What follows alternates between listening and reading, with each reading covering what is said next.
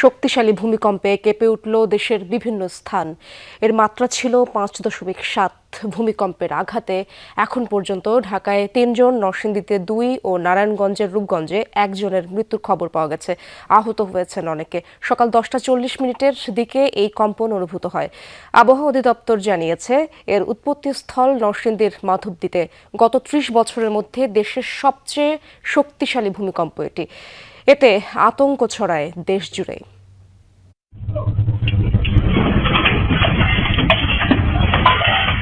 হঠাৎই কেঁপে উঠল ভূপৃষ্ঠ। শক্তিশালী কম্পনে দুলতে থাকে চারিদিক। প্রাণ বাঁচাতে ঘরবাড়ি, দোকানপাট থেকে ছুটে বের হয়ে যায় মানুষজন।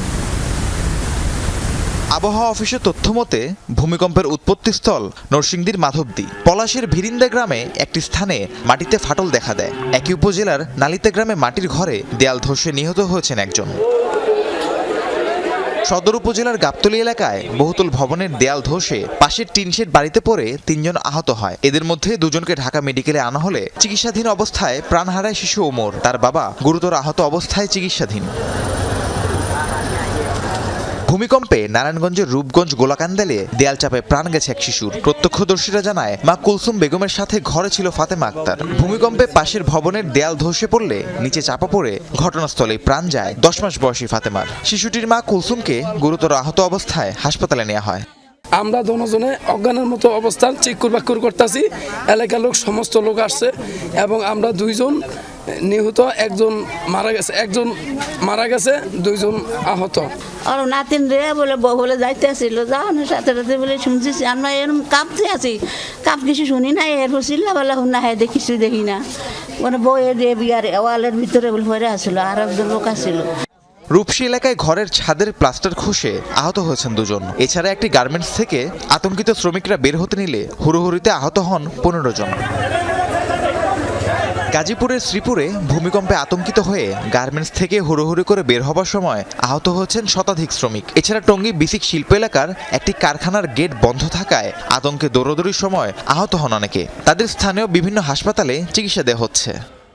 অনেকটা ভয় পাইছি বলতে লিফটের মতন আপ ডাউন করতেছে। লিফটে যেমন উঠলে যেরকম করে না, এরকম আপ ডাউন করতেছে। এরকম বেশি ভূমিকম্প আমি এ পর্যন্ত দেখি নাই। আমি যখন শুরু হয়েছে চা বানাচ্ছিলাম, তো শুরু হওয়ার পরে আমি বাইরে বেরোয় গেছি। বাইরে যাওয়ার পরে দেখি বিল্ডিং কাঁপতেছে, আমার গার ভিতরে এখনো কাঁপতেছে। হঠাৎ করে দেখলাম অপারেশন থিয়েটারের সব কিছু জিনিস কেঁপে উঠলো। তাৎক্ষণিক আমার স্যার আমাকে বললো, সাকিব ভূমিকম্প। পরে আমরা তাৎক্ষণিক অপারেশন থিয়েটার থেকে দ্রুত নেমে চলে আসলাম। টঙ্গীতে বিভিন্ন কলকারখানার ক্ষতিগ্রস্ত হয়েছে। টঙ্গী সরকারি মেডিকেলে আহত রোগীরা আসছেন। ভূমিকম্পের যে প্যানিক ডিসঅর্ডারটা, একটা যে প্যানিক সৃষ্টি হয়েছে, ওই প্যানিকেই আসলে হুড়াহুড়িতে নামতে গিয়ে, দৌড়াদৌড়ি করে নামতে গিয়েই হচ্ছে ওনারা ইনজুর্ড হন। কারো হয়তো একটু ধাক্কা লাগে, কেউ হয়তো একটু পায়ের নিচে পড়ে যায়।